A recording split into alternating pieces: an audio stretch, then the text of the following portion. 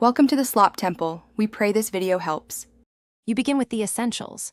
Make sure you are the device owner and have the Apple ID, password, and the phone passcode. If you do not, stop. Next, create a full iCloud or local Finder backup. This preserves data if restoration is needed.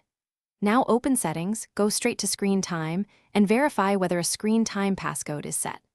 Once done, you're ready to attempt a passcode reset or removal using the proper Apple ID recovery or Screen Time change options. You'll now address the passcode.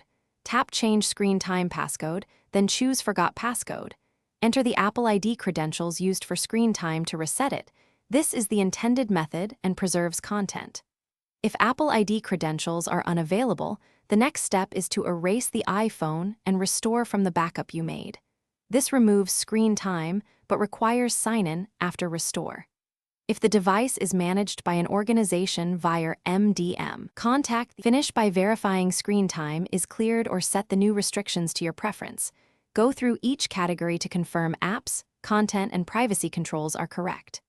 If activation lock or Apple ID prompts block completion, you must enter the original Apple ID or contact Apple support with proof of purchase. This prevents unauthorized removal. If restore fails, retry the restore from Finder or iTunes on a computer, and if problems persist, escalate to Apple for verification and guided recovery. Thanks for watching. Consider subscribing if we helped you.